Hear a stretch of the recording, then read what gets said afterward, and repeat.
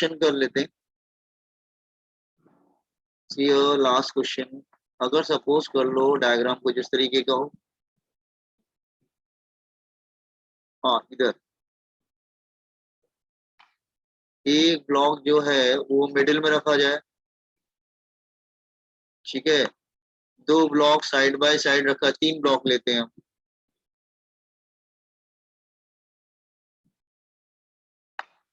और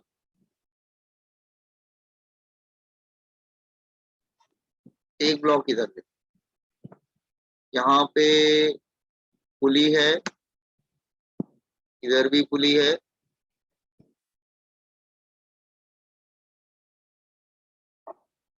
और यहाँ पे इधर भी पुली है। देखिए, अच्छा, यहाँ पे स्ट्रिंग है, आप ये समझ सकते हैं, यहाँ पे स्ट्रिंग है, ये इससे कनेक्टेड। अब यहाँ पे 2 स्ट्रिंग ले ली, ये M1 है, ये M2 है, और ये M3 है। एंड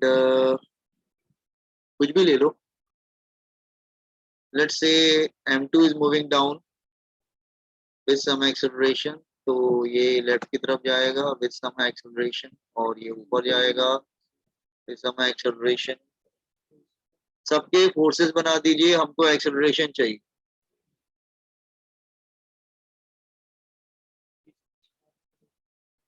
हाँ, सबका वेट नीचे करो। समझ में आ रहा है? देखो मैं लिखता जा रहा हूँ सबके वेट। यस।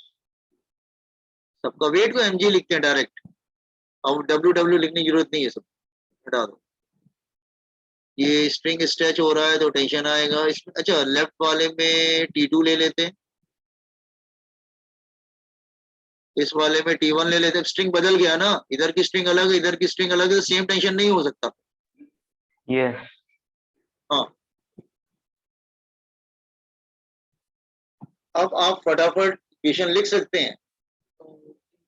तो block M1, block M2 and block M3। तो पहले मुझे ब्लॉक M1 का बताइए, क्या लिखूं मैं? ऊपर जा रहा है block M1, T1 minus M1G equal to M1 acceleration. M1A, चलो हो गया। M2 का क्या लिखूं? नीचे जा रहा है वो, M2G minus माइनस T2। अब देखो यहाँ पे टेंशन अलग है, that is M2 into A। Formula वही अप्लाई कर रहे हैं, net force is equal to mass into acceleration. I am applying this formula. अब M3 पे क्या अप्लाई करेंगे? M3 लेफ्ट की तरफ जा रहा है,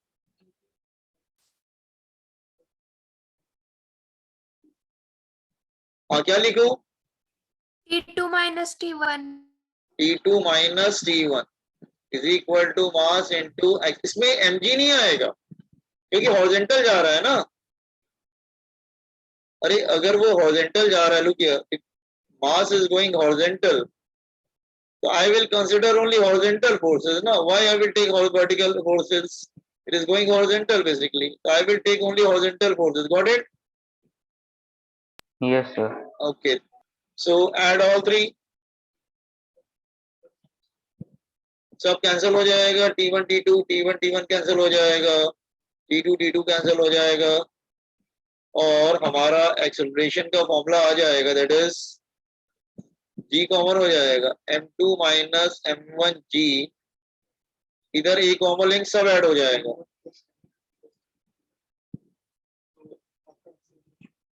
सबको समझ में आया ये? Yes, sir. Understood. Comment on this one। अब हम मास लेके करते हैं, वो भी नीट में आता है और जेई में भी आता है। हम मास लेके करेंगे, अभी तक हमने मास नहीं लिया था स्ट्रिंग का, अब स्ट्रिंग का मास नहीं।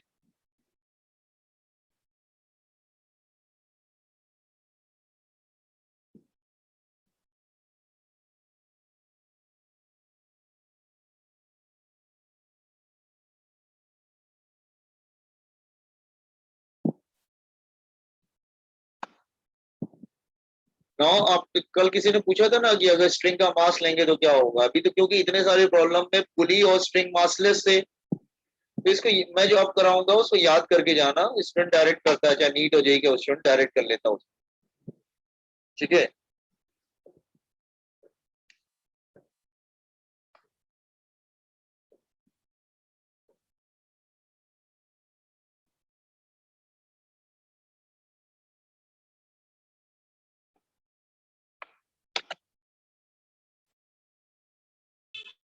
Advance everybody complete inform me, तो अब मास वाले प्रॉब्लम्स होंगे, अब उसमें मास भी इंक्लूड करूंगा।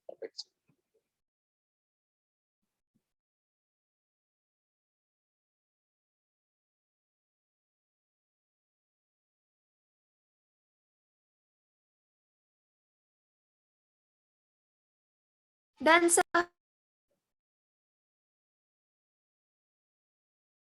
Done by everyone?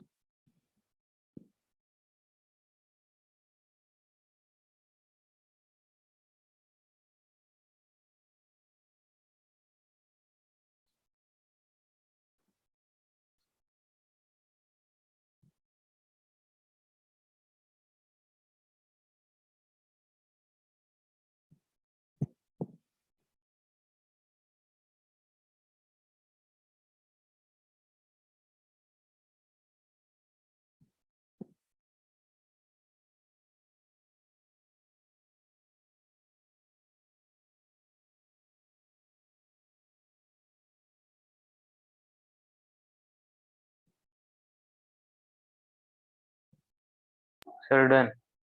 ओके, अब हम थोड़ा सा डिफरेंट प्रॉब्लम ले रहे हैं। हाँ, ये थोड़ा सा अलग है लेकिन ट्रिकी है, आपको ट्रिक समझ में आ जानी चाहिए।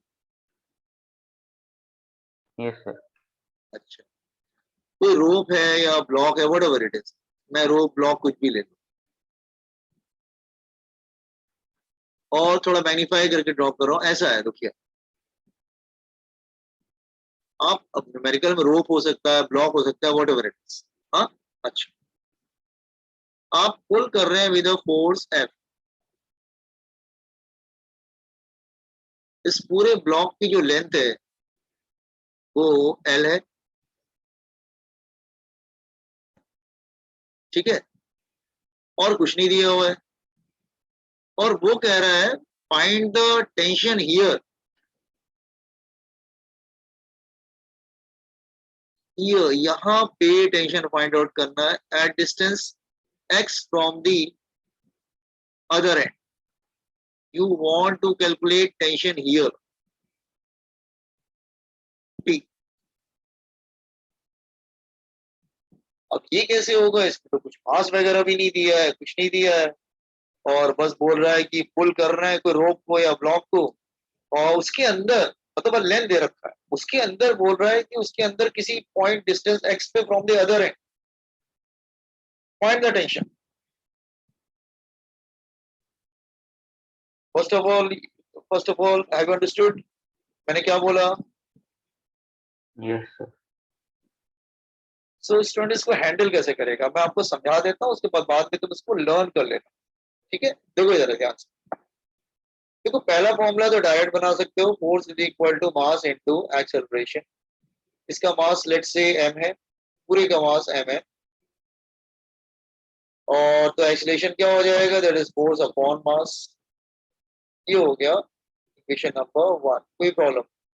लेकिन आप कहेंगे सर वो तो ठीक है, लेकिन हम यहाँ पे टेंशन कैसे निकालेंगे, वो तो आपने ठीक है एक force is equal to mass into acceleration का एक कॉन्सेप्ट अप्लाई कर दिया, वो वाला बात है। तो देखो जब भी, अच्छा अब ये जहाँ पे टेंशन फाइंड आउट करना है ना, वहां पे ब्रेक कर दो, इसको दो पार्ट में डिवाइड कर दो, तो दोनों पार्ट को अलग कर दो, तो एक पार्ट जो है वो इधर आ जाएगा, एफडीडी बना लो, वन पार्ट इज हियर, इसको ब्रेक कर दिया मैंने यहाँ पे, और दूसरा पार्ट इधर आ गया, ठीक है, दोनों को अलग अलग कर एफबीडी बना लिया। लेकिन एल का इस, ये तो चलो एक्स दिया हुआ है, लेकिन एल का क्या हो, ये एक्स है, तो ये क्या पूरा लेंथ एल था, तो इधर का लेंथ कितना बचेगा, एल माइनस एक्स ना, तो ये एल माइनस एक्स हो गया, वो छोड़ो, इसकी प्रॉब्लम नहीं है। लेकिन मास को कैसे डिवाइड करोगे, प्रॉब्लम ये आ रहा है सर। आपने कट कर दिया ऐसे ही, मतलब ठीक है वहां पे आपने कर दिया, और यहाँ पे टेंशन है, टेंशन इज हियर, कोई प्रॉब्लम नहीं है।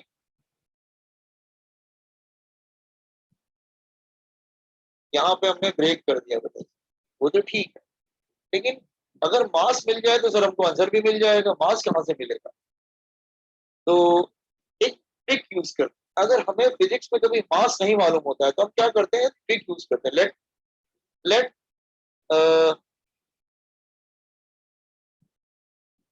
लेट मास, लेट यूनिट लेंथ का मास कितना है, मास पर यूनिट लेंथ, मास पर यूनिट लेंथ।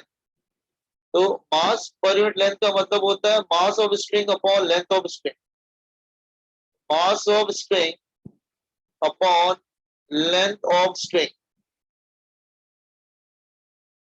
तो मास m अपॉन l आ जाएगा, mass per unit length, per unit length. तो आप कहेंगे सर इससे हमें क्या फायदा होगा अगर मास पर यूनिट लेंथ लगा देंगे, तो यूनिट का मतलब क्या होता है, 1। तो एक बात बताओ, अगर यूनिट का मास, यूनिट लेंथ का मास m बाय l है, यूनिट मतलब 1, तो 1 का मास अगर m बाय l है तो x लेंथ का मास कितना होगा, यूनिट का मास m इंटू l है, तो x का माइनस एम नहीं, x यूनिट का मास m बाय l है, तो x लेंथ का मास XML. कितना होगा, m by l into x होगा ना, देखो जरा ठीक लिखा है। तो यूनिट Yes, का sir. Mass m by l है, तो x लेंथ का मास कितना होगा, m by l into x, M by L. m by l x। तो इसका मास हो जाएगा m बाय l x। अब इस पे फॉर्मूला अप्लाई करते, force equal to mass into acceleration, tension चाहिए ना, तो force is equal to mass into acceleration. तो ये वाला फॉर्मूला यूज कर लेते हैं हम लोग। तो T is equal to mass क्या है, m by l x into acceleration. ये एक्सेलरेशन की वैल्यू यहां से लाके रख दो, इधर लाके रख दो, F by M. तो ये m by l x acceleration की वैल्यू क्या है, f by m, F by m M. और m कैंसिल हो जाएगा, और t की वैल्यू क्या आ गई, f by l F into by x, L है. f by l x।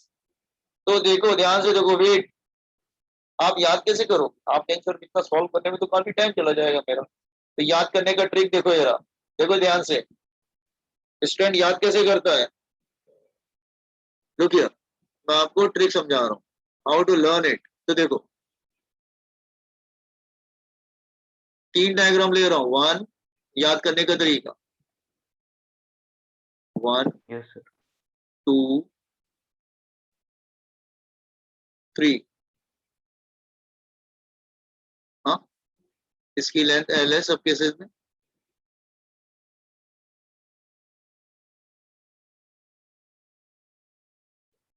वो बोलता है फाइंड द टेंशन हियर, ये अपोजिट लेंथ x है, आपको यहाँ पे टेंशन चाहिए, और सपोज कर लो फोर्स अप्लाई कर रहा है वो F1 और तुमको यहाँ पे टेंशन चाहिए। तो जानते हो क्या करते हैं, टेंशन कैसे निकालते हैं, डायरेक्ट देखो जरा, tension is equal to F1 upon L, और F1 के अपोजिट लेंथ क्या है, F1 के बिल्कुल अपोजिट एंड का लेंथ x। आप कहेंगे, अगर आप कहेंगे सर अगर ये इधर होता तो, और मुझे टेंशन इधर निकालना होता तो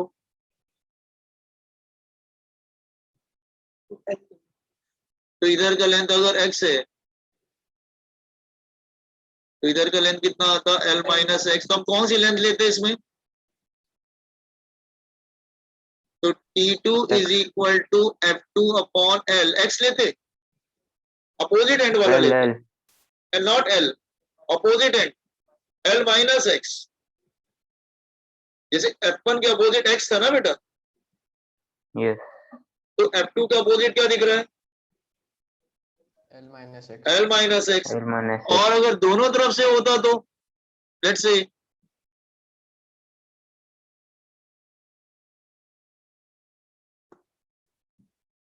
और यहाँ पे टेंशन चाहिए और इधर से डिस्टेंस x है और इधर से डिस्टेंस L माइनस एक्स है, तो हम टेंशन कैसे लिखते हैं? टेंशन इज इक्वल टू, जब F1 लेंगे तो कौन सा लेंथ कौन सा डिस्टेंस लेंगे? x। और जब F2 लेंगे तो F L minus L x. Minus x. तो ये याद करने का तरीका होता है, बिल्कुल अपोजिट लेंथ ले लेते। हैव अंडरस्टूड और नॉट? देख लो तीनों डायग्राम को। जब F1 राइट की तरफ Yes, है sir. तो जो डिस्टेंस लेंगे वो एक्सट्रीम एंड का लेंगे, और जब F2 लेफ्ट की तरफ है तो डिस्टेंस लेंगे एक्सट्रीम राइट का लेंगे। उसी तरह से अगर दोनों तरफ लग रहा है, दोनों को ऐड कर, तो उसमें क्या problem? Is it clear? Yes, sir. देख लो Yes, अच्छे sir, से clear. समझो। ये Yes, ये आता है या तो तुम इसको लर्न करके सीधे चले जाना। इस पे न्यूमेरिकल आता है, उसमें डायरेक्ट यूज करता है, सॉल्व नहीं करता। देखो जरा ध्यान Just समझ। scroll up. हाँ यस यस, देख लो जरा।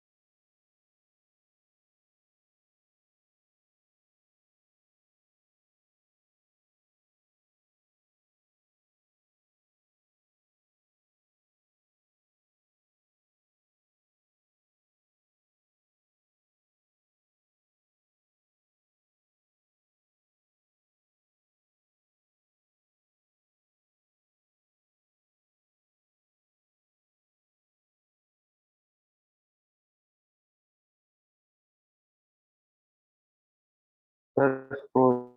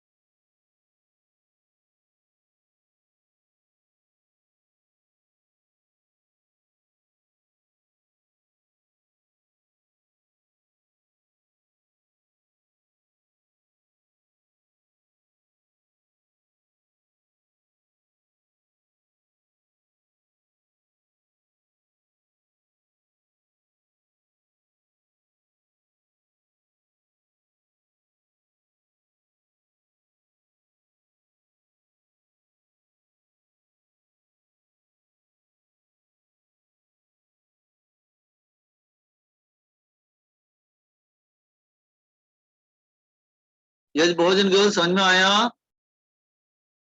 Sir. हम्म।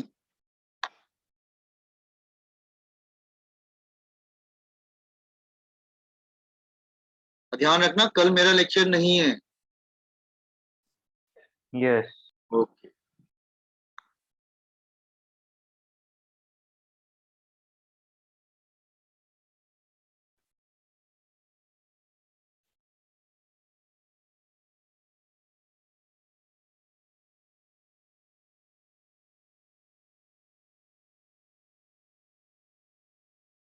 समझ में आ रहा है कि बहुत तेज चल रहे हैं हम? समझ में आ रहा है ना सबको? Yes, sir. Understand. Okay, understand. याद रखना कि ये सब कॉन्सेप्ट होते हैं बेटा, इस पे क्या होता है ना, समझने को आपको लगेगा टाइम कि कैसे किया जाता है, और ये सब मास्टरिंग कैसे आएगी। ठीक है, मैंने सब पे एक एक प्रॉब्लम करा दिया, फिर आगे क्या? अब आगे आपकी ड्यूटी है कि Practice. डिफरेंट डिफरेंट टाइप के प्रॉब्लम की प्रैक्टिस करोगे तो आपको धीरे धीरे आपके मास्टर हो जाओगे, उसमें कोई प्रॉब्लम नहीं। ठीक है, okay. Yes. See now can I solve everything down? Yes, sir. sir. हाँ, स्प्रिंग फोर्स तो आपने सुना होगा बहुत पहले। स्प्रिंग फोर्स में क्या होता है, let's say it's spring here and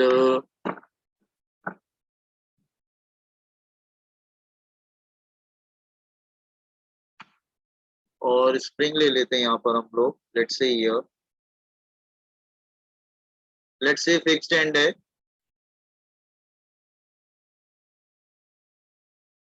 let's say it's a spring and connected to a mass on a horizontal table, and this mass is at rest. बिल्कुल spring relaxed है, neither compressed nor stretched. It is in relaxed state, relaxed spring. Let's say spring को आपने stretch किया here toward the right.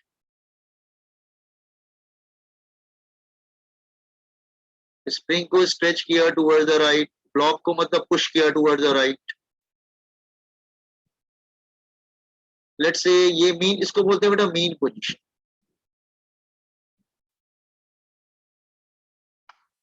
तो इसका जो displacement होगा that is toward the right, displacement यहाँ पे 0 होता है, डिस्प्लेसमेंट x हो जाएगा। तो स्प्रिंग क्या अप्लाई करेगा, रीस्टोरिंग फोर्स।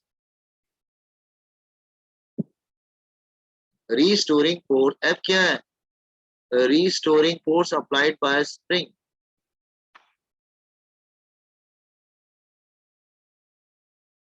क्योंकि वो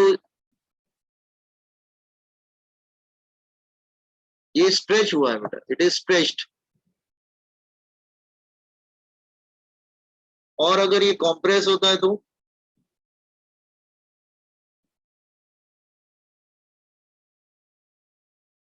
लेट्स से ये इधर आ जाएगा, फिर वो स्प्रिंग अप्लाई करेगा restoring force, it is compressed.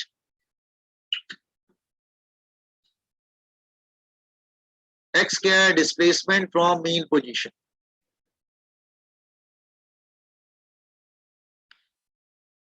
From mean position. तो जो फोर्स होता है ना, वो जो फोर्स होता है वो स्प्रिंग डिस्प्लेसमेंट के प्रोपोर्शनल होता है। माइनस का मतलब अगर ये राइट तरफ है तो ये लेफ्ट की तरफ है, जब ये लेफ्ट की तरफ है तो ये राइट तरफ है। Force and displacement are in opposite direction. Force and x are in opposite direction. That's why minus sign is there. Proportional का साइन जाता है, you get a k. K spring constant. K जो होता है वो spring constant होता है।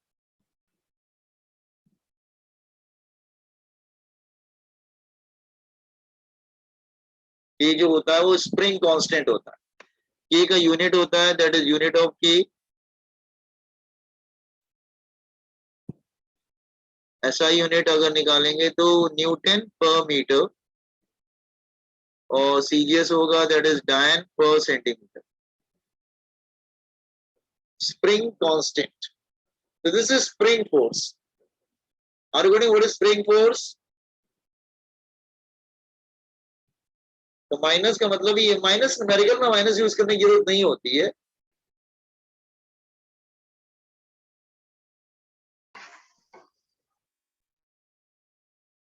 ए होता है स्प्रिंग कांस्टेंट।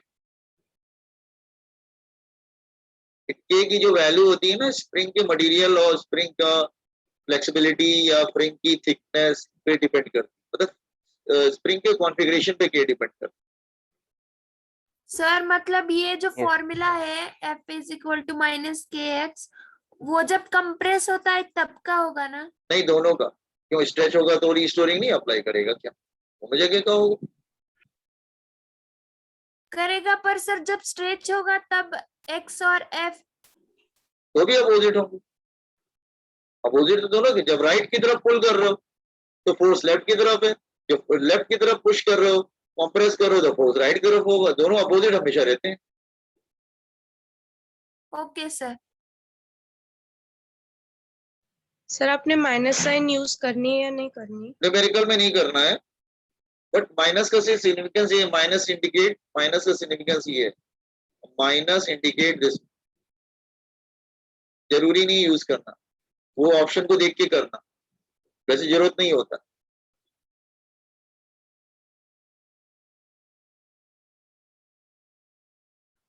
चलो हम लोग यहाँ पे रखते हैं, स्टॉप करते हैं, इसको कंटिन्यू कॉपी करके तब एग्जिट करना। ठीक है तुम लोग?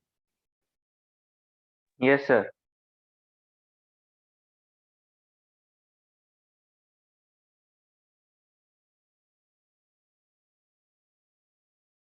सर सीजीएस का डायन अपन क्या है? सेंटीमीटर बेटा, सेंटीमीटर।